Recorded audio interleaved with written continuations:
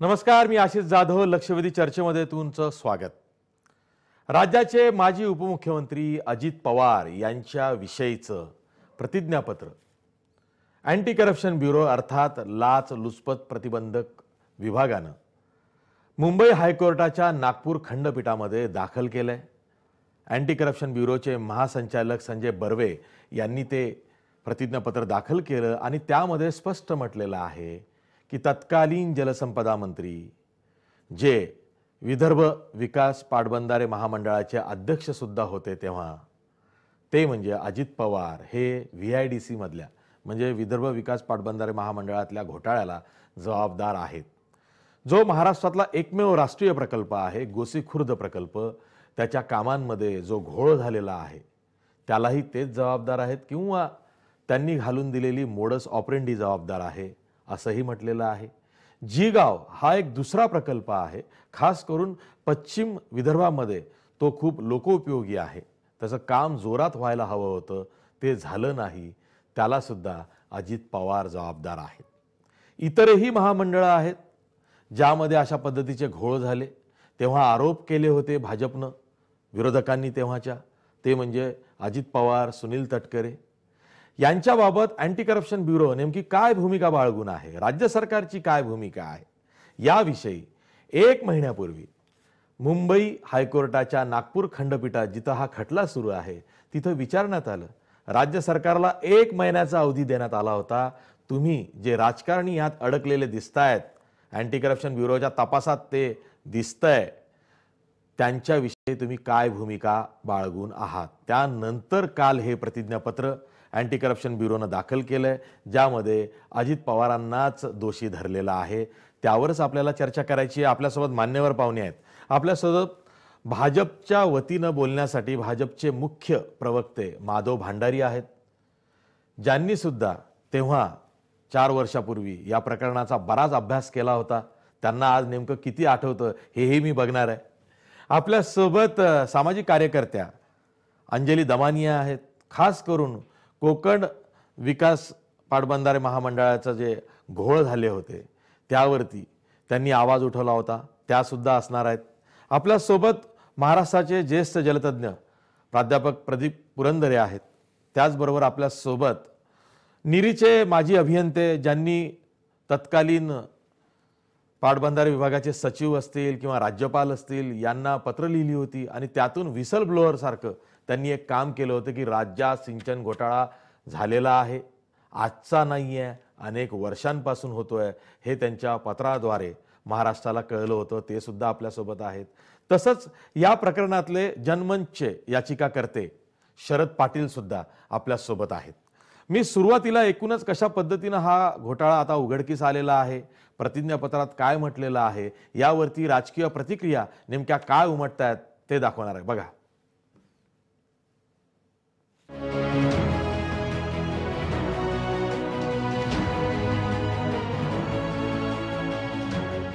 राष्ट्रवादी काँग्रेसचे ज्येष्ठ नेते आणि माजी उपमुख्यमंत्री अजित पवार यांच्या मागे लागलेलं सिंचन घोटाळ्याचं शुक्लकाष्ठ इतक्यात काही सुटणार नाही हे पुन्हा एकदा दिसून आलेलं आहे.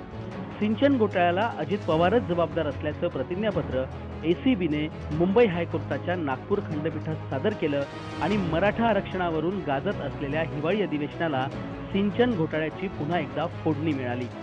या निमित्तानं काँग्रेस आणि राष्ट्रवादी काँग्रेस दोघंही आपापसातले मतभेद विसरून एकत्र आलेले दिसले. सरकारने अपयश झाकण्यासाठीच हा प्रकार केल्याचा आरोप काँग्रेस आणि राष्ट्रवादीने केलाय. कालच्या घटनेवरून माननीय अजितदादा पवारांना या सगळ्या घोटाळ्यामध्ये ते जबाबदार अशा प्रकारचं शपथपत्र ACBच्या DGने दिलेलं आहे. कारण म्हणजे न्याय प्रविष्ट बाबा असल्यामुळे त्याच्यावर भाष्य करणं बरोबर नाही, परंतु सरकार सातत्याने सूडबुद्धीनं वागतंय हे पदोपदी उदाहरणं समोर येतात. आणि नेमकी या सगळ्या प्रकरणाच्या बाबतीमध्ये आपण जर आतापर्यंत पाहिलं की विधानसभेचं अधिवेशन चालू असतानाच पुन्हा अशी प्रकरणं पुढे येतात. कारण मंत्र्यांचे भ्रष्टाचार लपले पाहिजे, सरकारची जी नामुष्की आहे किंवा सरकारचं अपयश जे दिसतंय सगळ्या आघाड्यावर ते कुठंतरी आपल्याला त्यातून लोकांचं लक्ष विचलित केलं पाहिजे, हा सरकारचा प्रयत्न आहे. गेली 3-4 वर्ष चौकशी सुरू होती, मात्र ऐन निवडणुकीच्या तोंडावरती अशा प्रकारे प्रतिज्ञापत्रात नाव लिहिलं. ठीक आहे, आता तुम्ही स्वतःच हा शब्द वापरला की ऐन निवडणुकीच्या तोंडावर या अशा प्रकारचं जे आहे ॲफिडेविट करण्यात आलेला त्याचा अर्थ तोच आहे. एकीकडे विरोधकांकडून सत्ताधाऱ्यांवर सूडबुद्धीने कारवाई केल्याचा आरोप होत असताना सरकारने मात्र त्यात काहीच तथ्य नाही असं स्पष्ट केलंय. कुठे राजकीय देशातून आम्ही हे केलेलं नाही आहे. याच्यामध्ये कागदांवर पेपरवर जे आता दोष आलेले आहे, म्हणजे त्रुट्या आहेत, अपूर्णता आहेत, काही चुका आहेत, त्या समोर येत आहेत आणि त्या अंतर्गत ACB त्या ठिकाणी चौकशी करते. परंतु आमचा ACBवर दबाव आहे, एका डिपार्टमेंटवर दबाव आहे, एका चुकीचे पेपर आम्ही देतोय, असं कुठेही नाही. या सर्व प्रकरणाच्या केंद्रस्थानी असलेल्या अजित पवारांनी आपल्याकडून कोणतंही वावगं काम झालेलं नाही, न्याय यंत्रणेवर पूर्ण विश्वास आहे असं म्हणत स्वतःची बाजू सावरण्याचा प्रयत्न केला आहे. माझा घटनेवर, कायद्यावर त्याच पद्धतीचं राज्य चाललं पाहिजे. न्याय व्यवस्थेवर माझा पूर्ण विश्वास आहे आणि मी आजपर्यंत काम करत असताना मी अनेक खाती गेल्या 15 वर्षामध्ये सांभाळलेली आहेत. जनहित डोळ्यासमोर ठेवून मी आजपर्यंत काम करत आलेलो आहे. हे मी अतिशय स्पष्ट, मी कुठलीही गोष्ट ओव्हररूल केलेली नाही. मी कुठेही स्पेशल केस त्या ठिकाणी केलेली नाही आहे. जे खालनं फाईल आली त्या फाईलवर मी सह्या केलेल्या आहेत. या घोटाळा प्रकरणी याचिकाकर्ते असलेल्या शरद पाटील यांनी मात्र अनेक वर्षांच्या प्रतीक्षेला यश आलंय अशी प्रतिक्रिया देत या प्रकरणी कोणतीही व्यक्ती असली तरी कारवाई व्हावी अशी अपेक्षा व्यक्त केली आहे. लाखो शेतकऱ्यांनी इथं आत्महत्या केलेल्या आहेत आणि शेतकरी आत्महत्या करत असताना त्यांच्या हक्काचं पाणी पळवून त्याचा एक प्रकारे काय म्हणतात, मृताच्या टाळूवर तो लोणी खाण्याचा प्रकार ज्यांनी केला त्यांना कुठेतरी शिक्षा झाली पाहिजे. त्यात कोणी असो, ते राजकारणी असोत, ते कंत्राटदार असोत, ते अधिकारी असोत, याच्याशी संबंधित जे लोक असतील त्यांना सगळ्यांना शिक्षा झाली पाहिजे. गोसीखुर्द आणि जिगाव सिंचन घोटाळा प्रकरणी हे प्रतिज्ञापत्र दाखल करण्यात आलंय. राज्याचं राजकारण गेल्या अनेक वर्षांपासून याच विषयाभोवती फिरतंय. मात्र यातून काहीच निष्पन्न होताना दिसत नाही. केवळ राजकीय आरोप प्रत्यारोप होतात आणि ही चर्चा पुन्हा थंड बस्त्यात जाते.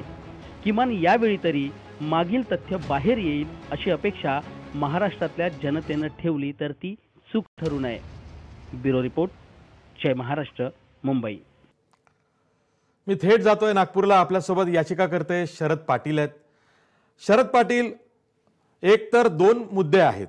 एक म्हणजे स्वतःच्या सह्यानिशी अजित पवारांनी VIDCचे तत्कालीन अध्यक्ष म्हणून वर्क ऑर्डर वाटल्या दिल्या. दुसरा मुद्दा म्हणजे कंत्राटदारांना नियमबाह्य पद्धतीनं मोबिलायझेशन ॲडव्हान्सेस मंजूर केले गेले. थोडक्यात काय तर मोबिलायझेशन ॲडव्हान्सेसचा हा घोटाळा आहे. मनमानी पद्धतीनं दर्शनी मूल्य दाखवून पुन्हा ते वाढवून परस्पर देऊन हा घोटाळा झाला. म्हणजे नेमकं काय झालं, सोप्या भाषेत सांगा. असं आहे की या 2च गोष्टींमध्ये घोटाळा झाला असं नाही. सगळ्याच पद्धतीनं नियम बाजूला ठेवण्यात आले आणि सगळ्या पद्धतीनं नियम प्रोसिजर सगळं गुंडाळून ठेवून हा सगळा कारभार झाला. मोबिलायझेशन ॲडव्हान्सचा प्रॉब्लेम तर आहे, पण टेक्निकल सँक्शन येण्यापूर्वी टेंडरची प्रोसेस पूर्ण करण्यात आली. त्याच्यानंतर जिथे समजा कालव्याच्या भिंती जिथे बांधल्या गेल्या, CDOच्या डिझाईनची वाट न पाहता बहुतेक भिंती बांधल्या गेल्या. याचं कारण एका ठिकाणी जवळजवळ 25 फूट उंचीची, 4 फूट रुंदीची आणि 60 फूट लांबीची कॉन्क्रीटची वॉल ही 10 फूट पुढे सरकली. याचा अर्थ असा की CDOचं डिझाईन आलेलं नव्हतं किंवा आलं असेल तर त्याच्याकडे दुर्लक्ष करण्यात आलं होतं. आणि अशा तऱ्हेनं जसं काही कोणी आपल्याला विचारणारच नाही या पद्धतीनं सगळे नियम बाजूला ठेवून हा कारभार करण्यात आला. ठीक आहे, मी माधव भंडारी यांच्याकडे जातो. मला माहिती आहे 4 वर्षापूर्वीचं राज्यातलं दृश्य जर का बघितलं तर तेव्हाचे भाजपचे नेते, एकीकडे प्रदेशाध्यक्ष तत्कालीन देवेंद्र फडणवीस होते, विधान परिषदेतले विरोधी पक्ष नेते विनोद तावडे असतील, तर प्रसारमाध्यमांमधून माधव भंडारी स्वतः या सिंचन घोटाळ्यावरती बोलत होते, पुरावे सादर करत होते. माधव भंडारी, मला प्रश्न तोच विचारायचा आहे. सोप्या भाषेत जेव्हा तुम्ही समजावून सांगत होतात हा घोटाळा अशा पद्धतीनं झाला, तत्कालीन सरकार म्हणून राष्ट्रवादी काँग्रेस असेल किंवा अजित पवार असतील किंवा राष्ट्रवादीचे नेते ते मान्य करत नव्हते. पण आता चौकशी अंती आणि ज्या अर्थी आता ACBचं प्रतिज्ञापत्र सादर झालेलं आहे त्यातून त्याच बाबी सिद्ध होत आहेत ज्या तुम्ही तेव्हा बोलत होतात.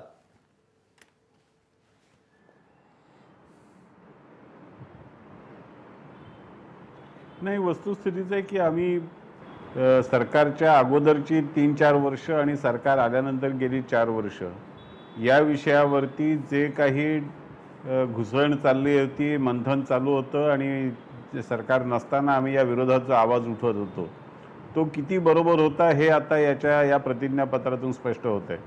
आणि आशिष, दुसरा एक मुद्दा मी आपल्याला मुद्दाम सांगतो. मी गेले 2-3 वर्ष याची वाच्यता करायचं टाळलं होतं, पण आता न्यायालयातच आल्यानंतर आता याच्याबद्दल बोलायला हरकत नाही.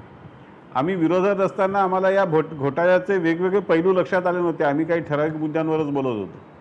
पण आता मला स्वतःला असं जाणवते की हा घोटाळा आपण त्यावेळेला जेवढं सांगत होतो त्याच्यापेक्षा कैक पटीने मोठा आहे आणि त्याचे इतके वेगवेगळे पैलू आहेत की फक्त ठराविक कंत्राटदारांना कामं दिली, निविदा न काढता कामं दिली, निविदा काढण्यामध्ये अनियमितता केल्या, सुप्रमा देण्यामध्ये अनियमितता केल्या वगैरे एवढेच मुद्दे नाही आहेत.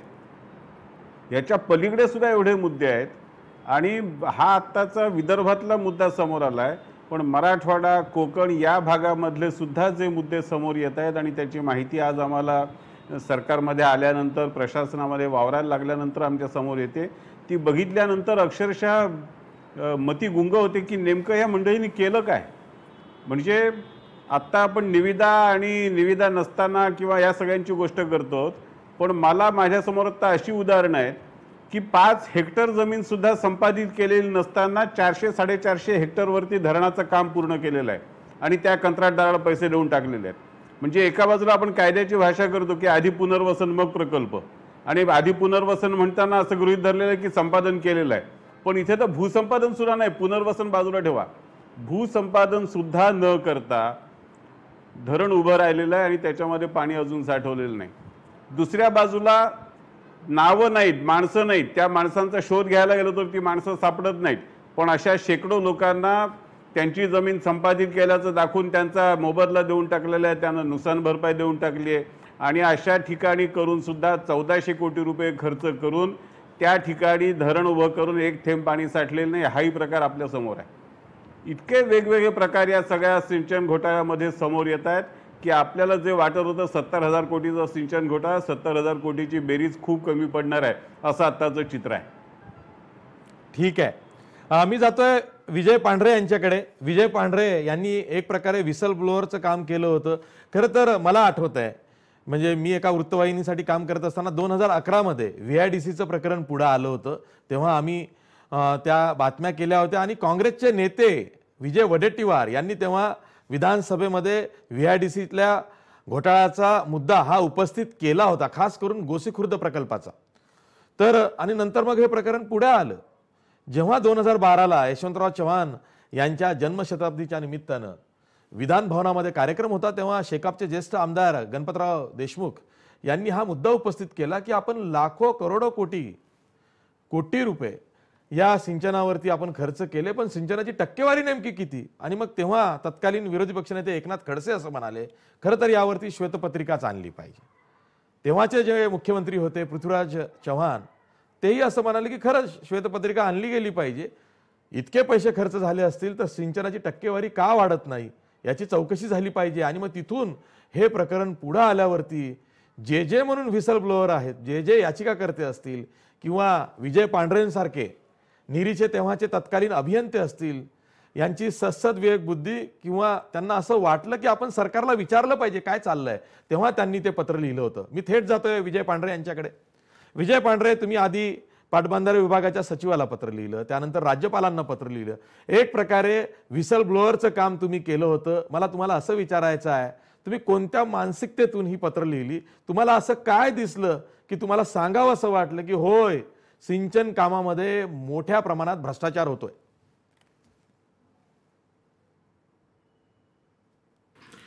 हे पहा, जेव्हा मी सचिवांना पत्र लिहिलीत, मी राज्याच्या टेक्निकल कमिटीचा मेंबर होतो आणि राज्यातली सर्व धरणांची सर्व अंदाजपत्रकं ही माझ्या नजरेखालून जायची आणि ती अत्यंत वाईट रीतीने फुगवलेली अशी असायची. आणि मी जर थोडा वेळ 1-2-4 तास जरी ते एस्टिमेट तपासलं तरी त्याची किंमत 500 कोटीने 1000 कोटीने सहज कमी व्हायची. तर हे अशा सगळ्या बाबी मी सचिवांच्या नजरेला आणल्या आणि याच्यावर काहीतरी आळा घाला असं त्यांना रिक्वेस्ट केली, परंतु ते काहीही करत नव्हते. आणि मी फार आग्रह धरला. त्यावेळेस त्यांनी मला अगदी जोरात सांगितलं की याच्यापुढे हा विषय काढायचा नाही आणि ही कामं उच्च स्तरावरून कंट्रोल केली जात आहेत आणि या भानगडीत तुम्ही पडू नका. आणि त्यांनी स्वतः सचिव इतके हतबल पाहिल्यानंतर मी साहजिकच मग राज्यपालांकडे जाण्याचा निर्णय घेतला आणि राज्यपालांना या सगळ्या गोष्टी लेखी स्वरूपात कळवून राजभवनावर जाऊन हे सगळं सांगितलं. आणि मग त्याच्यानंतर या प्रकरणाची राज्यपालांनी फॉलोअप करून हे प्रकरणाची चौकशी केलेली आहे आणि त्याच्यानुसारच मग चितळे कमिटी आणि नंतर चितळे कमिटीचा अहवाल आणि आता ACBची इन्क्वायरी आणि या ज्या काही घटना घडत आहेत त्या सगळ्या त्याचाच कॉन्सिक्वेन्स आहे. सर, तुम्हाला या निमित्तानं दुसरा प्रश्न विचारायचा आहे, तो म्हणजे VIDC असेल म्हणजे विदर्भ विकास पाटबंधारे महामंडळ किंवा कोकण विकास पाटबंधारे महामंडळ असेल, गोदावरी विकास पाटबंधारे महामंडळ असेल, अशा या वेगवेगळ्या महामंडळांमध्ये मोडस ऑपरेंडी सेम होती. घोटाळा करण्याची पद्धत 30 होती. खास करून VIDC मध्ये जी प्रकरणं आहेत, मोठी मोठी प्रकरणं होती, मोठी मोठी कामं होती. मला आठवत आहे 2009 लोकसभा ते 2009 विधानसभा या मधल्या काळामध्ये 32 प्रकल्पांच्या वर्क ऑर्डर्स स्वतःच्या सहीनिशी अजित पवारांनी काढले. त्याची कागदपत्र RTI मधून बाहेर आल्यानंतरच मोठा गजब झाला होता, खळबळ उडाली होती. तुम्ही जेव्हा तुम्ही अभ्यास केला तेव्हा हा घोटाळा कशा पद्धतीनं झाला असं सांगाल?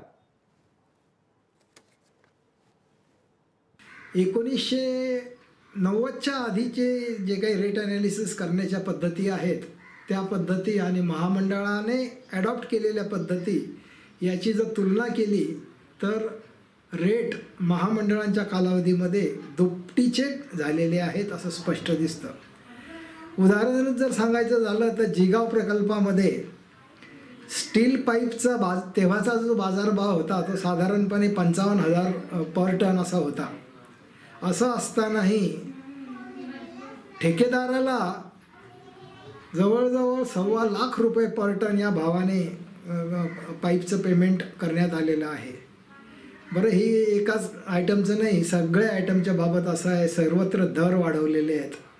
आणि असे हे दर वाढवलेले प्रकल्प जेव्हा लक्षात आले त्यावेळेस विदर्भ महामंडळाने 2900 कोटी रुपयाच्या वर्क ऑर्डर दिलेल्या कामांच्या निविदा रद्द करण्याची गोष्ट आपल्या सगळ्यांना माहिती आहे. 2900 कोटी रुपयाच्या कामांच्या वर्क ऑर्डर रद्द होतात, हा फार मोठा घोटाळा आहे. आणि असा घोटाळा अनेक ठिकाणी अनेक महामंडळात झालेला आहे. उदाहरण जर द्यायचं झालं तर एक टेंडरचा प्रकार असतो ज्याला सी टेंडर असं म्हणतात. साधारणपणे कोकणामध्ये ही कामं जास्त झालेली आहेत. तर या सी टेंडरमध्ये जे लंपसम कॉन्ट्रॅक्ट असतो त्याच्यामध्ये एक्स्ट्रा आयटम रेटलिस्ट मंजूर करता येत नाही. पण अशा प्रकारच्या अनेक करोडो रुपयाच्या एक्स्ट्रा आयटम रेटलिस्ट या मंजूर करण्यात आलेल्या आहेत आणि ही सगळी मंजुरी अगदी कॅबिनेट लेवलच्या मिनिस्टरपर्यंत या नोट्स गेलेल्या आहेत आणि तिथून त्या मंजूर होऊन ते पेमेंट झालेलं आहे. ही तर अगदी उघड कारण की सी टेंडरमध्ये असं स्पष्ट म्हटलेलं आहे की अशा प्रकारची कोणतीही एक्स्ट्रा आयटम रेटलिस्ट करता येणार नाही. पण ते सगळं धाब्यावर बसवून हे सगळं कामं अनेक प्रकल्पांमध्ये असं घडलेलं आहे. डिझाईन्स चुकीची बनवली गेली. ही जी डिझाईन बनवणारी यंत्रणा आहे नाशिकला, ज्याला सेंट्रल डिझाईन ऑर्गनायझेशन म्हणतात, तिच्याकडून अनेक अगदी चुकीचे डिझाईन्स मंजूर करून घेण्यात आले. खरं तर ते डिझाईन सगळे ठेकेदारांनी केलेले होते आणि ते त्या CDO नावाच्या यंत्रणेकडून मंजूर करून घेण्यात आलेले आहेत. आता हे सगळं कसे मंजूर केले जातात हे सगळं आपल्याला माहिती आहे. धरणांची रेडियल गेट्स असतात, मोठे मोठे लोखंडी दरवाजे असतात.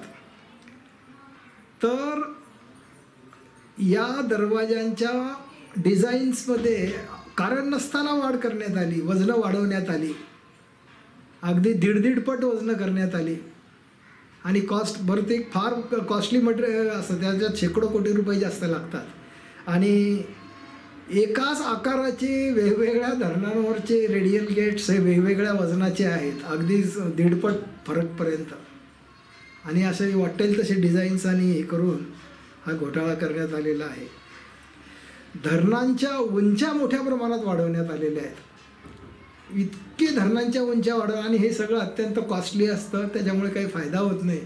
पण ठेकेदारांचे फायदे होण्यासाठी आणि सगळ्यांचे खिसे भरण्यासाठी अशा प्रकारचे कामं करण्यात येतात. आता पूर्वीच्या काळी एक पद्धत होती की स्पर्धा व्हायची आणि रेट्स हे बिलो असायचे. म्हणजे कृष्णा खोऱ्यामध्ये मी तुम्हाला अनेक कामं असे दाखवू शकतो की जे 30% बिलं होते, 32% बिलं होते, 42% बिलं होते. भामा आसखेड प्रकल्पाचं काम तर 52% बिलं होतं आणि तरी ती कामं पूर्ण झालेली आहेत.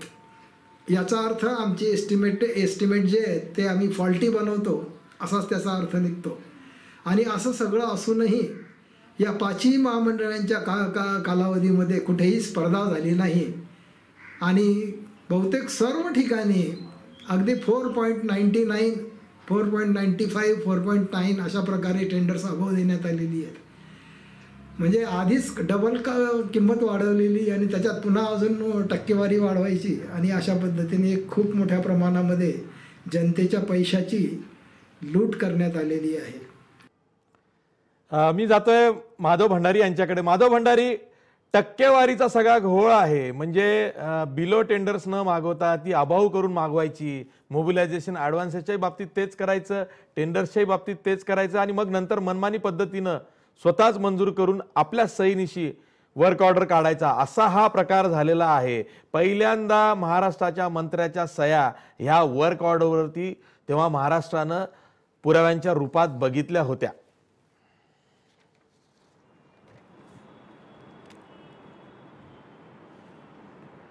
यातला आपण त्याही वेळेला एक कागदपत्र दाखवलं होतं आणि आजही मुद्दाम त्याची आठवण करून दिली पाहिजे की ह्या ज्या वर्क ऑर्डर्सची आपण चर्चा करतो, कार्यारंभ आदेशांची चर्चा करतो, त्यातला एक कार्यारंभ आदेश निम्नवर्धा प्रकल्पाचा हा 15 ऑगस्टला दिला आहे. राष्ट्रीय सुट्टी त्या दिवशी असते. ज्यांनी त्या आदेशावर सह्या केल्या त्यातल्यापैकी कोणीही, तो आदेश मुंबईतून दिला गेला आणि आदेशावर सह्या करणारं कोणीही त्या दिवशी मुंबईत नव्हतं, सगळे बाहेर वेगवेगळ्या ठिकाणी होते आणि तरी त्या दिवशी 15 ऑगस्टच्या तारखेने हा कार्यारंभ आदेश निघाला आणि त्याच्यामध्ये त्या घोटाळ्यामधलं एक महत्त्वाचं प्रकरण ते आहे. त्यामुळे ही जी कार्यपद्धती या काळामध्ये स्वीकारली गेली, त्या कार्यपद्धतीचा तपशिलाने पांढरे साहेबांनी माहिती दिली आपल्याला आणि कार्यारंभ आदेश देण्याचा भाग एका बाजूला, पण दुसऱ्या बाजूला प्रकल्पाची किंमत फुगवणं, वाटेल तशी फुगवणं, मनाला येईल तशी फुगवणं. मूळ प्रकल्पाची उभारणी केलेली असेल काही ठराविक एका पाण्याच्या हिशोबाने, त्याच्यानंतर प्रकल्पाचं काम सुरू झाल्यानंतर तो प्रकल्प 3पट 4पट 5पट वाढवणं आणि त्याच्या किमती त्या पद्धतीने फुगवणं, हा सगळा प्रकार ह्या काळामध्ये जो केला गेला तो कंत्राटदार आणि राजकीय नेते आणि सरकारी अधिकारी, या सिंचन विभागामधले काही मुठभर अधिकारी, काही बडे राजकीय नेते आणि कंत्राटदार, या तिघांच्या संगनमतानी सरळ सरळ महाराष्ट्राची लूट ह्या काळामध्ये केली गेली आणि आता त्यातले एक एक धागे दोरे पुराव्यानिशी न्यायालयासमोर यायला लागलेले आहेत. आता खरी ही प्रक्रिया, न्याय देण्याची प्रक्रिया आता सुरू झालेली आहे. ठीक आहे, मी एक ब्रेक घेतोय आणि ब्रेक नंतर आपण प्रसिद्ध जलतज्ञ प्राध्यापक प्रदीप पुरंदरे यांच्याकडनं हे समजून घेणार आहोत की महाराष्ट्राला सिंचनाची इतकी गरज असताना 17-18% फक्त महाराष्ट्रात सिंचन आहे. आपलं राज्य औद्योगिकदृष्ट्या खूप प्रगत आहे. आज महाराष्ट्रामध्ये देशातल्या सर्वाधिक शेतकऱ्यांच्या आत्महत्या होत आहेत. सिंचन कुठे नाही, पाणी अडवलं जात नाही, तसंच समुद्राला जाऊन मिळतंय. 12माही 8माही नद्या आहेत विदर्भात. गोदावरीचं खोरं जेवढं मराठवाड्यात नाही त्यापेक्षा दुप्पट तिप्पट हे विदर्भात आहे. अशा वेळी सिंचन प्रकल्प अपूर्ण राहतात, त्यांचं नीट नियोजन नाही आणि मग असे घोटाळे होतात. पैसे जातात कुठं, तर ठेकेदारांच्या खिशात जात आहेत आणि तोच हा घोटाळा आहे. त्यावरच आपण चर्चा करतो आहोत. पुन्हा ब्रेकनंतर आपण प्रदीप पुरंदरे यांच्याकडे जाणार आहोत.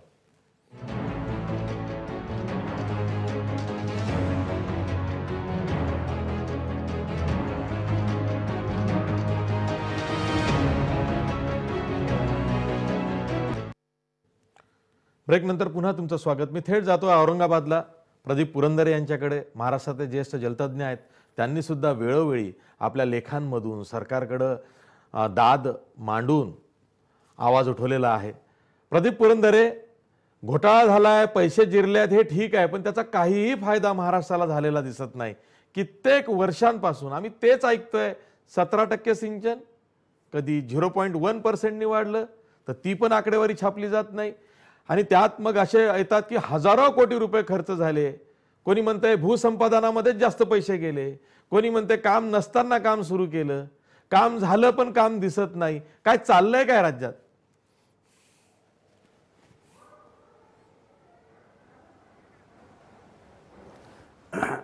अशी जी या सिंचन घोटाळ्याकडे थोडं वेगळ्या भूमिकेतून मला पाहायला आवडेल. आपणही त्याचा विचार केला पाहिजे. सिंचन घोटाळ्यामुळे परिणाम काय झाले हे बघणं महत्त्वाचं आहे. माझ्या दृष्टीनं सिंचन घोटाळ्यामुळे महाराष्ट्र जवळजवळ 10 वर्ष मागं पडला.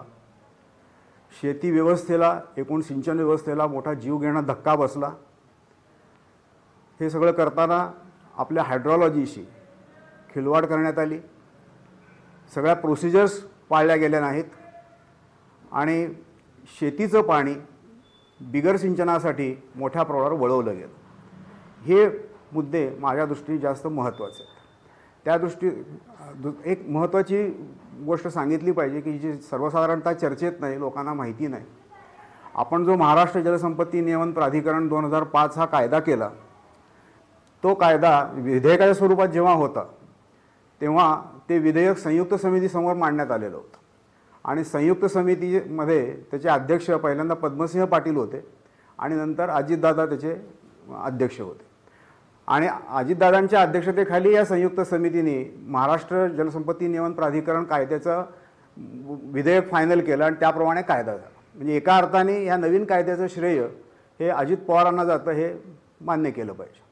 पण याच अजितदादांनी पुढे 2 वर्षांनी सिंचन याच कायद्याचा अवलंब न करता त्याच्यात एक अट अशी आहे की एकात्मिक राज्य जल आराखडा असला तरच प्रकल्पांना मंजुरी द्यायची. तर ही अट असताना ती अट बाजूला ठेवून प्रकल्पांना मंजुऱ्या द्या अशा अर्थाचं आदेश दिला असं MWRRAचं म्हणणं आहे. हे जर खरं असेल तर हे फार मोठा धक्काच आहे की ज्यांनी कायदा केला तेच कायदा पायमल्ली त्याची झाली असं सर्वसाधारणतः दिसतं. ह्या बाबतीत अजून तपास होणं आवश्यक आहे. दुसरं महत्त्वाचं गोष्ट अशी झालेली आहे की याबद्दल आपण SIT म्हणजे चितळे समिती नेमलेली होती आणि दुर्दैवाने हे सांगावं वाटतं की चितळे समितीचा अहवाल आपण वाचलेलाच नाही. बहुतेक लोकांनी वाचलेला नाही आहे. तो इंग्लिशमध्ये नाही आहे, त्याच्यामुळे तो नॅशनल प्रेसमध्ये गेला नाही. त्याच्या अहवालातली माहिती अतिशय स्फोटक आहे. आपण जी चर्चा करतो त्याच्यापेक्षा जास्त स्फोटक आहे आणि मी तर म्हणेन की तो अहवाल म्हणजे आपल्या सिंचन व्यवस्थेखाली लावलेला टाईम बॉम्ब आहे. हे मुद्दे आर्थिक भ्रष्टाचारापेक्षाही फार मोठे आहेत. एकूण सिंचन व्यवस्थेवरती परिणाम करणारे आहेत, सर्वसामान्य शेतकऱ्यावरती परिणाम करणारे आहेत. हा मुद्दा लक्षात घ्या. दुसरं कायद्याच्या बाजूने बघायचं झालं तर 2005 साला मूळ कायद्यामध्ये पाणी हक्क निश्चिती करण्याची जबाबदारी ही महाराष्ट्र MWRRAवरती होती. तसं असताना देखील हायपॉवर कमिटी निर्णय घेत होती 2005 ते 2011 आणि या हायपॉवर कमिटीने फार मोठ्या प्रमाणावरती शेतीचं पाणी हे बिगर सिंचनाकडे वळवलं. ह्याचा एक अभ्यास प्रकाशित झालेला आहे. प्रयास नावाच्या संस्थेने खूप मोठा अभ्यास केलेला आहे. हे फार मोठ्या प्रमाणात झालं आणि मग ते हे करण्यासाठी 2011 साली कायद्यातच अमेंडमेंट करण्यात आली आणि कायद्यात अमेंडमेंट करून पूर्वानुलक्षी पद्धतीने ह्या सगळ्याला संरक्षण देण्यात आलं. त्यात काही बदल करता येणार नाही असं झालं. आणि आपण लोकशाहीच्या राज्यघटनेच्या गप्पा मारतो, त्यात कलम असा आहे की ह्याच्या विरोधात कोर्टात कोणाला जाता येणार नाही. ह्या गोष्टी माझ्या दृष्टीने फार महत्त्वाच्या आहेत, एकूण सिंचनावरती परिणाम करणाऱ्या आहेत आणि ह्याच्यामुळे कायद्याची आपली चौकट खिळखिळी झाली. माझी आपल्या सर्वांना विनंती आहे की आपण ह्या दृष्टीने देखील त्याचा विचार करा. चितळ्या आयोग SITचा अहवालाचा अभ्यास आपण नव्याने करू.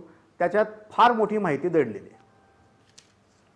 अगदी बरोबर आहे. आपल्यासोबत नवाब मलिक आहेत, राष्ट्रवादी काँग्रेसचे प्रवक्ते आहेत. ते अखेर स्वतः बोलायला आलेले आहेत.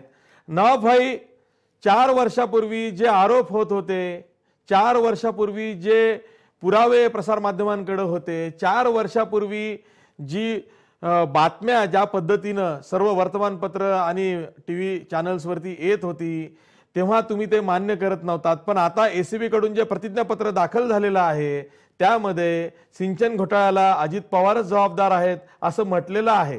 उत्तर द्या. कुठे लिहिलेलं ते सांगा ना मला. असं आहे, आता विषय न्यायालयाच्या समोर आहे. ACBने जे रूल्स ऑफ बिझनेसच्या 10th आहे त्याच्या अंतर्गत मंत्री जबाबदार असतात. त्यांनी हे रूल बाबत त्यांनी सांगितलेलं आहे. पण बिझनेस रूल एकच कलम नाही, त्याच्यात वेगळे वेगळे कलम आहे ना. आमची बाजू आम्ही कोर्टात मांडणार आहे. निश्चित रूपाने जेव्हा न्यायपूर्वीच विषय आहे, निश्चित रूपाने त्याच्यावर न्यायालय जे आहे ते दखल घेणार आहे. एकंदरीत जे लोक आजपर्यंत सांगत होते किंमत वाढ म्हणजे भ्रष्टाचार, हा सरकार आल्यानंतर 2 वर्षामध्ये 40,000 कोटी किंमत कशी वाढली याचं उत्तर आजपर्यंत त्यांनी दिले नाही. तर हे सगळे ठेके बेकायदेशीरपणे देण्यात आले असतील ते 4 वर्षामध्ये हे ठेके रद्द का करण्यात आले नाही? त्यांची बिलं का थांबवण्यात आली नाही? त्यांच्या बिलं का देण्यात आली? एकंदरीत खोटे आरोप करून एखाद्या व्यक्तीला, पक्षाला बदनाम करण्याचा हा उपयोग आहे. आमचं म्हणणं एकच आहे, तर न्यायालयाच्या समोर आहे, दूधच्या दूध पाणीचे पाणी होणारच आहे. आता काही कायदा मोडला आहे, भ्रष्टाचार झाला नाही, कायदा तोडण्यात आला, हे सगळे विषय याचं उत्तर देणं योग्य नाही. आमचं एकच म्हणणं आहे, जर अजित पवारांनी बेकायदेशीर ठेके दिले होते या सरकारने ठेके रद्द का केले नाही? जर बेकायदेशीर ठेके होते तर त्यांची पेमेंट का करण्यात आली? जर बेकायदेशीर होता तर त्यांनी ते रद्द करून नवीन ठेका का नाही दिला?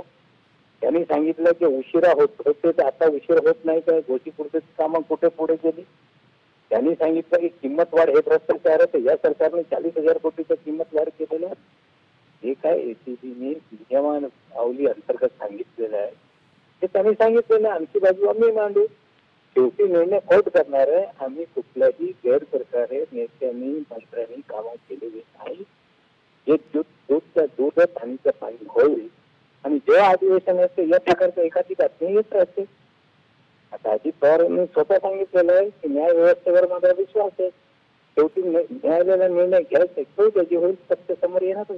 पण छगन भुजबळ असं म्हणालेलं आहे राष्ट्रवादीचे नेते की राजकीय सूडबुद्धीनं ही कारवाई होते, निवडणुका आल्यावरच असं कसं प्रतिज्ञापत्र दाखल होतं असा सवाल उपस्थित केलेला आहे. सरकारच्या भूमिकेवर प्रश्नचिन्ह उपस्थित केलेलं आहे. नवाब भाई, निश्चित रूपाने 4 वर्ष यांचं सरकार असताना एखादी इन्क्वायरी संपत नाही काय? जर सरकारने ठरवलं तर वर्षभरामध्ये इन्क्वायरी संपून जे काय गोष्टी असतील तर त्यांच्यावर कारवाई होऊ शकते, नसतील तर कोर्टामध्ये सांगता येईल. पण कुठेतरी हा रेंगाळून ठेवायचा, बातमी पेरत राहायची, एखाद्या नेत्यांची प्रतिमा मलिन करायचा हा उद्योग या सरकारचा आहे. आणि विधिमंडळाचं अधिवेशन चालू असताना अशा बातम्या येत राहत आहे. आम्हाला तर सवय झालेली आहे. शेवटी न्यायालयामध्ये विषय असताना न्यायालय त्याच्यावर निर्णय करणार आहे.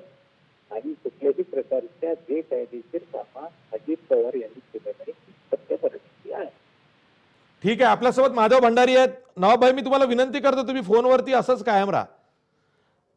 माधव भंडारी, 4 वर्ष झाले प्रतिज्ञापत्र झालं नाही, पुढं काही सरकत नव्हतं, खास करून अलीकडचं 1.5 वर्ष काही झालं नाही. अखेर महिन्याभरापूर्वी नागपूर खंडपीठानं राज्य सरकारला हे विचारलं की महिन्याभरात तुम्ही भूमिका स्पष्ट करा. तेव्हा राज्य सरकारने हे प्रतिज्ञापत्र दाखल केलेलं आहे. का असं म्हणू नये की राज्य सरकारनं सुद्धा चालढकल केली, सत्ताधारी पक्ष सुद्धा यामध्ये राजकारण करत नव्हतं असं म्हणायचं धाडस कोण करू शकतं सांगा? म्हणजे काहीतरी होतं आणि आता कारवाई होते.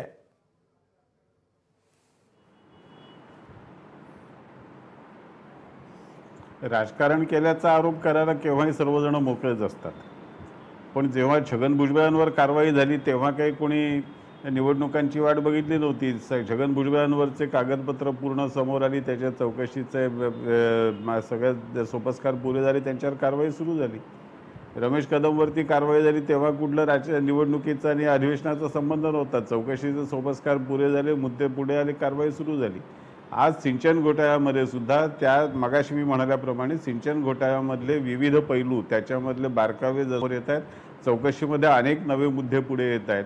त्यामुळे त्या परिस्थितीमध्ये एवढ्या व्यापक घोटाळ्याच्या चौकशीला काही वेळ लागला आणि लागणार आहे. पण तो वेळ लागत असताना सुद्धा जे मुद्दे समोर आले त्याच्या आधाराने सरकारने कारवाई चालू ठेवली होती आणि आज न्यायालयामध्ये आपलं प्रतिज्ञापत्र दाखल केलं. सरकारने कुठेही राजकीय भूमिका घेतलेली नाही. सरकारने कुठेही कुणाला मुद्दा मडकवण्याची भूमिका घेतलेली नाही. आणि असं मुद्दा मडकवण्याचा प्रयत्न आम्ही करण्याची गरज काय? या सगळ्या मंडळींचं कर्तृत्व एवढं मोठं आहे की जिथे हात घालू तिथे यांचे घोटाळे आहेत. मग तो विषय कुठलाही असो, सिंचनच कशाला पाहिजे, रस्त्यांचे विषय सुरू केले तर रस्त्यांचे प्रकरण आणखीन केवढी तरी आहेत. त्यामुळे यांनी ज्या ज्या ठिकाणी हात घातला त्या त्या ठिकाणी घोटाळे केलेत आणि आज ते घोटाळे वेगवेगळ्या पद्धतीने समोर येत आहेत. राजकीय सूडबुद्धीनेच काम करायचं असतं तर गेली 4 वर्ष फक्त एवढंच केलं असतं, पण ते आम्ही केलेलं नाही. आम्ही राज्याच्या विकासावरती लक्ष केंद्रित केलं आहे.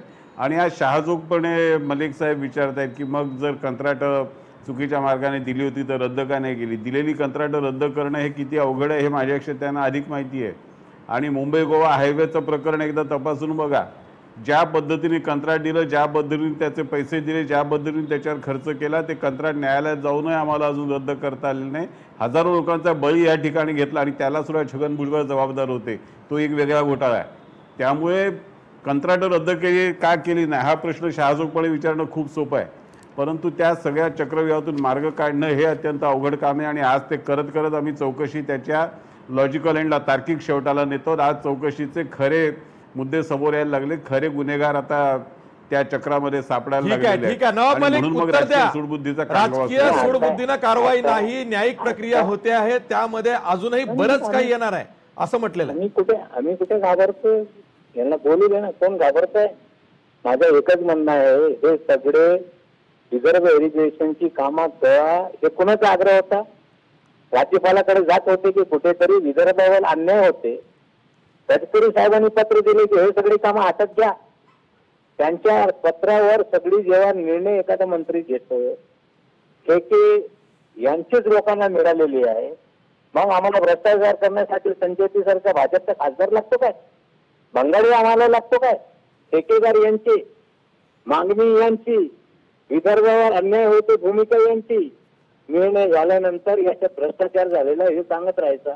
आमचं एकच म्हणणं आहे की किंमत वाढ हे भ्रष्टाचार आहे. तर 2 वर्षामध्ये 40,000 कोटी या सरकारने या सिंचन प्रकल्पांची किंमत वाढवली. हा सगळा भ्रष्टाचार आहे काय? मग त्याची चौकशी लावता काय? आता न्यायालयात विषय आहे, होऊ द्या. आता इथे चर्चा करून तुम्ही जज आणि मी वकील असं नाही. शेवटी न्यायालयामध्ये विषय असताना न्यायालय त्याच्यावर निर्णय घेणार आहे. सांच को आज क्या, गलत नाही तो है क्या, जे काय होईल ते येऊ द्या. कोर्टामधून कोर्टाच्या माध्यमातून निर्णय होणारच आहे. एवढी दाखल केला आणि रिस्पॉन्डंट नंबर 7 असा उल्लेख झाला. आता त्यांनी पायपीस केलेलं तर रिस्पॉन्डंट नंबर 7 नाव लोक घेणारच आहे. रूल ऑफ बिझनेस सांगता मंत्री जबाबदार असताय. राष्ट्रपतीच्या नावाने देश चालते आणि एखादा खाली मंत्र्यांनी निर्णय घेतला तर राष्ट्रपती निर्णय घेत नाही. पॉवर डेलिगेशनचा काही विषय असताय. रूल ऑफ बिझनेस मध्ये सर्व लोकांची जबाबदारी फिक्स असताय. आमची बाजू आम्ही कोर्टात नाही, जे काय असेल ठीक आहे. नवाब भाई तुम्ही कायम राहा. तुम्ही आता एक नवीन आरोप केलेला आहे तत्कालीन सरकारवर, त्यांच्या सिंचन कामांवरती. त्याला माधव भंडारींना उत्तर द्यायचं आहे. सध्याच्या सुद्धा सिंचन कामांमध्ये ज्या पद्धतीने सुप्रमा दिला चाललाय, कामं काढली जात, आरोप करतायत, ते भ्रष्टाचार होतोय असं म्हणतायत.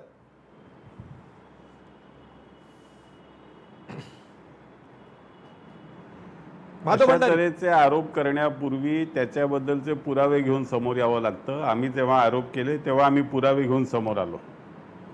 दुसऱ्या बाजूला DSR बदलला की त्याचे दर वाढतात हे सगळ्यांना माहिती आहे. दर वाढले की त्याच्या किमती वाढतात तेही सगळ्यांना माहिती आहे. त्या नैसर्गिक पद्धतीने वाढलेल्या किमतींना कुणी भ्रष्टाचार म्हणत नाही. आणि मला सगळ्यात नवाबभाईंचं कौतुक वाटलं की विदर्भातल्या आमच्या प्राधिकाऱ्यांनी, विदर्भातल्या आमच्या नेत्यांनी विदर्भातल्या प्रकल्पांची मागणी केली म्हणून यांनी भ्रष्टाचार केला. हे तर अजब तर्कशास्त्र आहे. म्हणजे सगळ्या रोख असा आहे की आम्ही जर पाण्याची मागणी केली नसतं तर यांनी भ्रष्टाचार केला नसता. किती मोठी माणसं आहेत, किती थोर माणसं आहेत ती. म्हणजे आपल्या भागामध्ये प्रकल्प पूर्ण व्हावेत, आपल्या भागातल्या शेतकऱ्याला पाणी मिळावं, आपल्या भागातल्या माणसाच्या शेतामध्ये पाणी जावं, त्याची सिंचन व्यवस्था पूर्ण व्हावी. यासाठी आग्रह धरणं, यासाठी प्रयत्न करणं, ह्याच्यातून हे भ्रष्टाचाराचे मार्ग शोधणार. म्हणजे माधव भंडारी फक्त आठवण करून देतो. माधव भंडारी आठवण करून देणं माझं काम आहे. आठवण करून देणं माझं काम आहे. आठवण करून देतो. जो भ्रष्टाचाराचं मूळ जिथं दिसतंय तो प्रकल्प म्हणजे महाराष्ट्रातला एकमेव राष्ट्रीय प्रकल्प गोसी खुर्द प्रकल्प. त्या प्रकल्पाचा उजवा कालवा ठेकेदार कोण तर भाजपचे आमदार मितेश भांगडिया, डावा कालवा ठेकेदार कोण तर भाजपचे खासदार अजय संचेती. त्यांचा म्हणण्याचा उद्देश असा होता किंवा ते बोललेही तसं की तुमच्याच ठेकेदारांना आम्ही कामं दिली. मग भ्रष्टाचार हा दोघांचाही आहे. नाही ठीक आहे ना.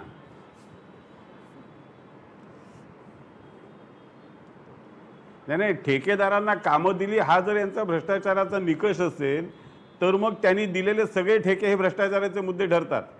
आणि या समजा आमच्या कार्यकर्त्यांना आमच्या पदाधिकाऱ्यांना दिलेल्या ठेक्यांमध्ये कुठे जर काही भ्रष्टाचाराचे मुद्दे असतील, त्याच्यामध्ये काही घोटाळ्यांचे मुद्दे असतील तर आता चौकशी मोठ्या त्यांना वगळलेलं नाही. चौकशीच्या सगळ्या प्रक्रियेमध्ये त्यांना वगळलेलं नाही. त्यांच्या चुका असतील तर त्यांच्यावर कारवाई होईल. आम्ही त्यांना कुठे संरक्षण द्यायचा प्रयत्न नाही केलेला. पण गडकरी साहेबांनी प्रकल्प पूर्ण करण्याची मागणी केली म्हणून आम्ही भ्रष्टाचार केला हे जे सांगण्याचं तंत्र नवाबभाईने आणि शहाजोगपणा जो राष्ट्रवादी काँग्रेसने चालवलेला आहे तो तर विलक्षण आहे. ठीक आहे. आपल्यासोबत अंजली दमानिया सुद्धा आहे. आपल्यासोबत सामाजिक कार्यकर्ते अंजली दमानिया सुद्धा आहेत. अंजली दमानिया बघा काय कोइन्सिडन्स आहे. जुनं सगळं काही 4 वर्षाचं आपल्याला आठवावं लागतंय. तुम्ही पहिल्यांदा जो आरोप केला होता तो भाजप आणि राष्ट्रवादीच्या साठलोटाचा आरोप केला होता. सिंचन प्रकल्पामधूनच साठलोटाचा आरोप केला होता आणि तसंच दिसतंय गोसी खुर्द प्रकरणाचं आहे. सिंचनाच्याच प्रकरणात साठलोटा असं तुम्ही म्हणाला होतात.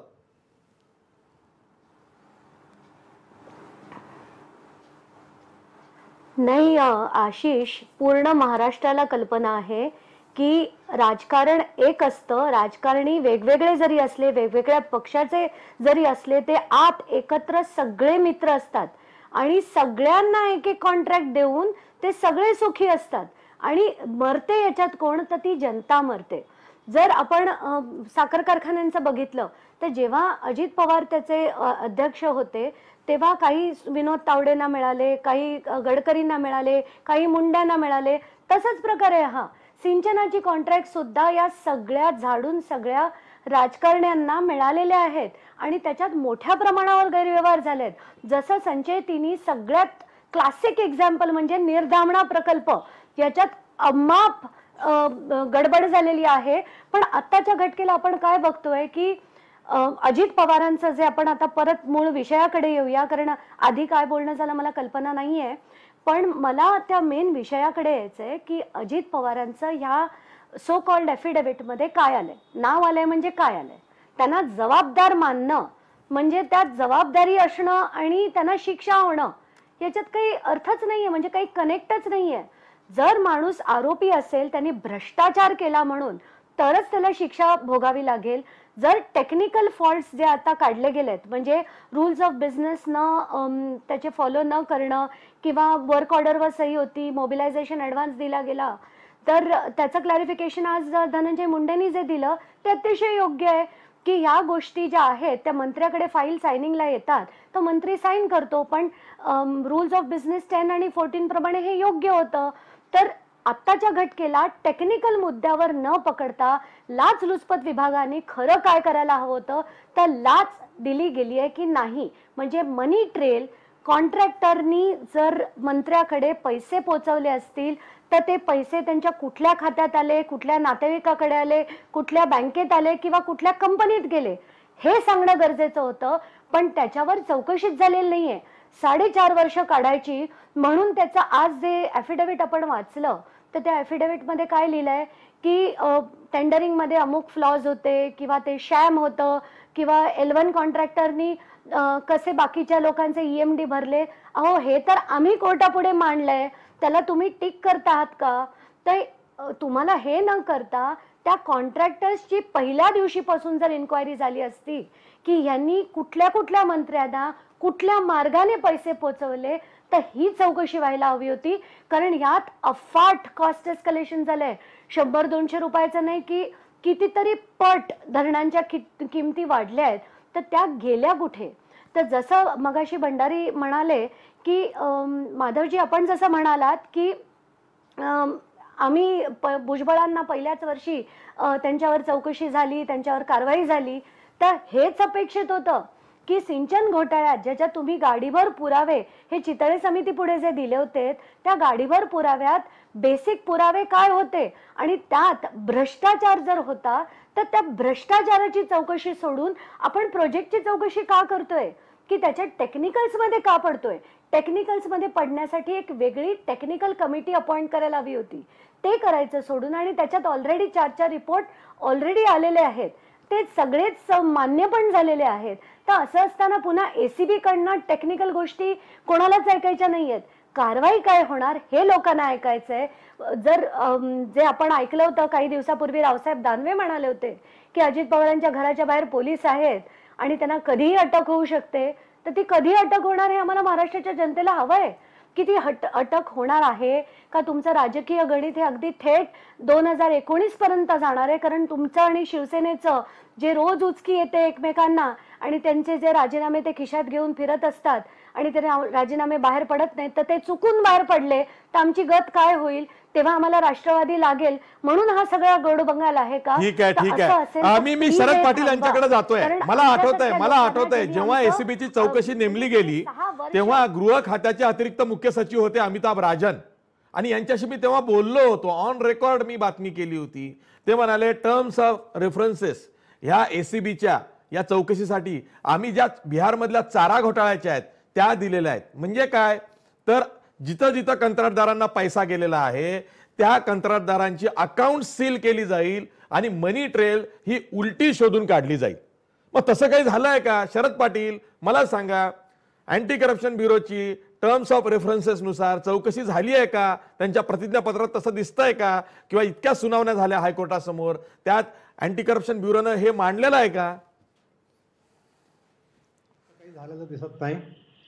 अंजली दबानी यांनी जो मुद्दा मांडला त्याच्याशी मी संपूर्णपणे सहमत आहे. एक दुसरं असं एक अतिशय दुर्दैवाची गोष्ट आहे की या एवढ्या महत्त्वाच्या प्रश्नावरती आजही राजकीय आरोप आणि प्रत्यारोप सुरू आहेत.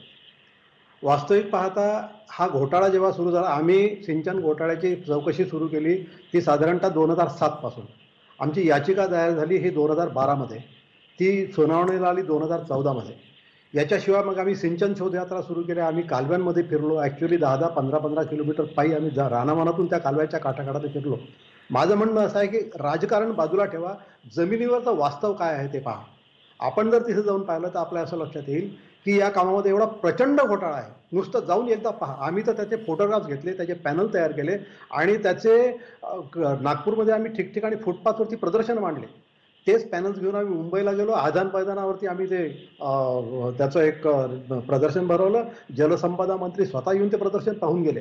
माझं म्हणणं असं आहे की तुम्ही राजकारण सोडा ना. तुम्ही म्हणजे एकीकडे राष्ट्रवादी आरोप करते भाजपवरती, भाजप आरोप करते राष्ट्रवादीवरती. माझं म्हणणं असं आहे की 2014मध्ये भाजप सरकार आलं, ते त्याच्या अगोदर सरकार येण्यापूर्वी देवेंद्र फडणवीसांनी गाडीभर पुरावे दिले होते. ते पुरावे कुठे गेले? 4.5 वर्ष का लागले? जे काम 6 महिन्यात व्हायला पाहिजे त्याला 4.5 वर्ष का लागले? आणि आता नेमकं अचानक असं एवढ्या जोरात हे सुरू होते आहे चौकशी सुरू. याचं कारण काय? कुठंतरी याच्यातही राजकारण आहे. आमचं म्हणणं असं आहे की राजकारण बाजूला सोडा. आमचं जनमंच पहिल्यापासून माहिती आहे की तुम्ही पण एक महत्वाचं बोललेलं आहात की जे गोष्ट 6 महिन्यात व्हायला पाहिजे त्याला इतकी 4 वर्ष का लागतायत. माधव भंडारी, खरंच या प्रश्नाचं उत्तर हवं आहे. जर का आता निवडणुकांच्या तोंडावरती प्रतिज्ञापत्र सरकारकडून येत आहे, म्हणजे ACB कडून सरकारचाच भाग आहे येत आहे, कुठंतरी एक राजकारणाचा वास आल्याशिवाय राहत नाही. आधी का नाही झालं हे?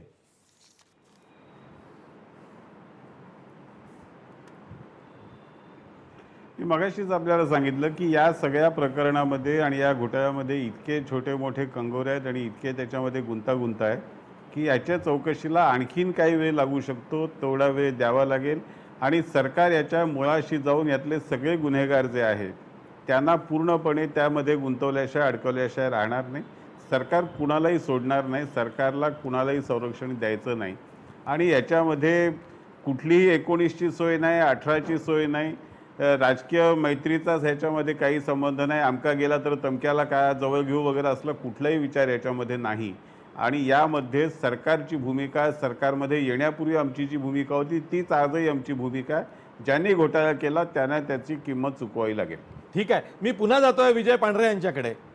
माजी अभियंता आहेत निरीचे, हेच विसल ब्लोअर होते ज्यांनी सरकारला खडसावून सांगितलं होतं की होय कामांमध्ये भ्रष्टाचार होतोय. विजय पांढरे, तुम्ही आधी बोललात, आम्ही ते सगळं ऐकलं, पण मला तुम्हाला एक प्रश्न आवर्जून महाराष्ट्राच्या जनतेच्या वतीनं विचारायचा आहे. एक तर अनेक प्रकल्प हे महाराष्ट्रातले अपूर्ण आहेत, म्हणजे जेवढे झाले त्यापेक्षा कितीतरी पटीनं अधिक प्रकल्प हे अपूर्ण आहेत. आणि दुसरी म्हणजे सिंचनाची टक्केवारी वाढत नाहीये. म्हणजे सिंचनाची टक्केवारी नेमकी किती, हा एक संशोधनाचा विषय झालेला आहे. नेमकी वस्तुस्थिती काय आहे सिंचनाबाबत महाराष्ट्रात?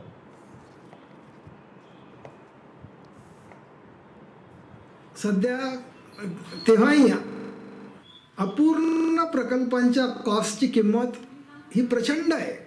म्हणजे आज मी नक्की सांगतो की आज जर ती कॉस्ट खरी काढली तर ती आज गव्हर्नमेंटच्या हातामध्ये 2 लाख कोटी रुपयापेक्षा जास्तीचे प्रकल्प हातात आहे. सरकार खरं बोलतच नाही, सरकार खोटे आकडेवारी नेहमी देतं. खोट्या आकडेवारी देण्यामध्ये सरकार अतिशय एक्सपर्ट आहे. सिंचनाची आकडेवारी ती सुद्धा खोटी दिली जाते. तुम्ही जर अगदी लेटेस्ट 13-14चा वगैरे अहवाल बघितला सिंचनाचा, तर 55 लाख हेक्टर जमीन पाण्याखाली आल्याचं त्यात नमूद केलेलं असेल. पण प्रत्यक्षात पाणी फक्त 17 लाख हेक्टरला मिळतं. आणि हे शोधून काढणं फारसं कठीण नाही, कारण की जी काही सिंचनाची पाणीपट्टी वसूल होते त्या पाणीपट्टीहून जर उलटं गणित काढलं तर ते 17 लाख हेक्टरचं येतं फक्त. आता 55 लाख हेक्टर कुठे आणि 17 लाख हेक्टर कुठे, अशी एक अत्यंत विसंगत आणि खोटी आकडेवारी सरकार देत असतं. अगदी चितळे आयोगाने सुद्धा ही गोष्ट नमूद केलेली आहे की पाणीपट्टीहून जर उलटा हिशोब केला तर सिंचनाची परिस्थिती अत्यंत विदारक येते. तर हे सगळं असं अत्यंत गडबड घोटाळ्याचं आहे.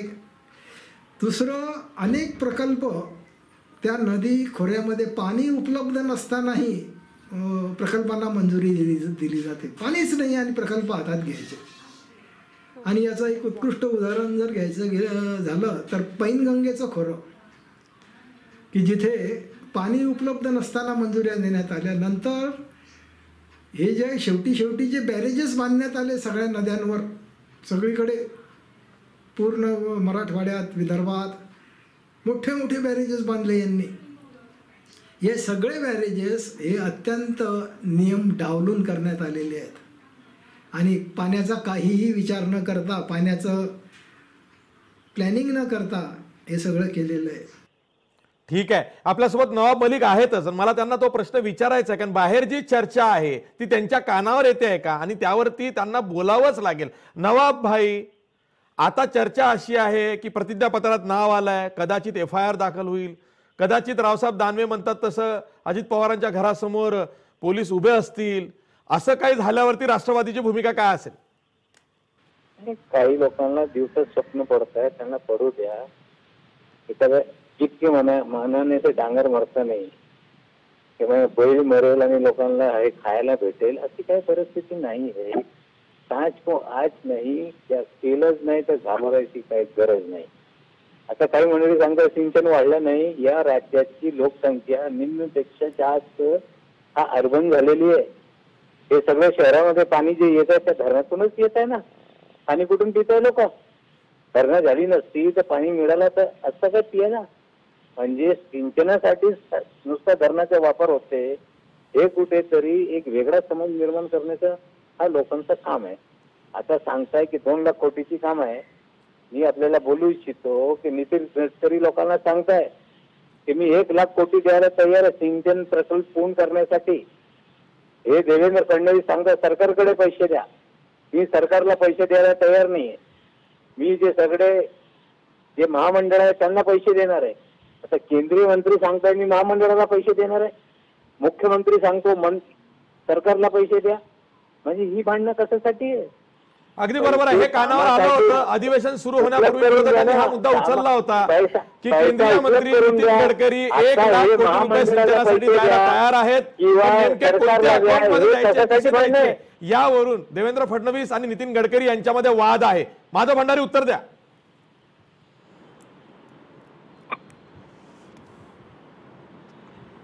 हा काल्पनिक वाद आहे.